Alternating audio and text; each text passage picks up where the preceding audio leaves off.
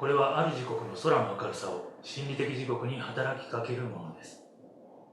この働きかけは2015年5月に神戸で行われた学会で心理的時刻への新しいアプローチとして注目されており、メンタルケア・サポートに期待が寄せられています。先ほどある時刻と言いましたが、これは独自の相対時刻システムで作られた時刻のことで、この空時刻の核の部分となります。もちろん世界で初めてのものです。これを見てください。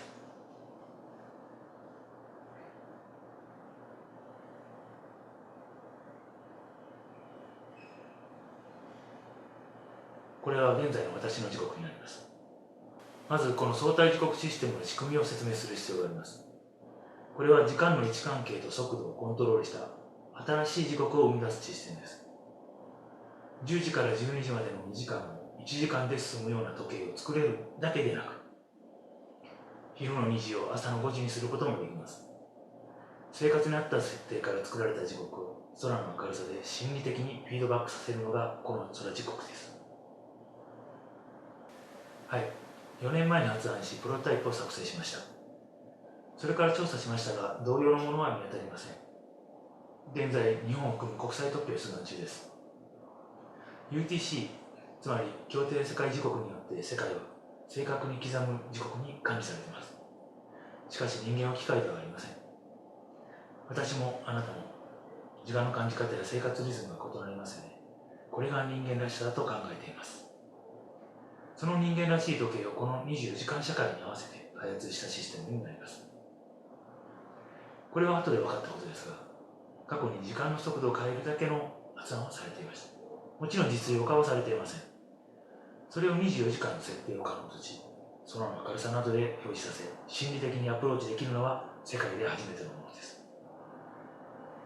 人間はある年齢に達すると寛容的時間を認知できるようになります。つまり、朝の後には昼が来て、夕方の後には夜になるということが分かるようになります。この性質を利用して心理的時刻に働きかけます。夕方に近づくと早く仕事を終わらせようという心理が働きますよね。そういった設定の繰り返し、積み重ねがいつの間にか心理的に生活リズムに影響し、朝方への移行につながっていきます。まさにそうです。自分の作った時刻によってその状態が作れます。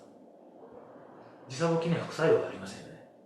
この空時刻にも同様、安全に使用できるということです。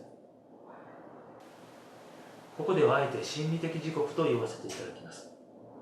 スマートフォンのように少ない光量でも効果があることが実証されています。ただし光量だけではこの効果は得られません。同じ光量でも朝日と夕日で気持ちが異なるのと同じことです。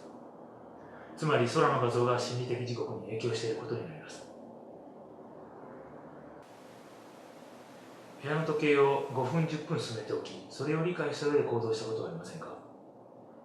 これを時間の遊びと我々は呼んでいます。空時刻のデジタル時刻を非表示にすると、空の明るさだけで行動することができ、大きな時間の遊びと言えるでしょ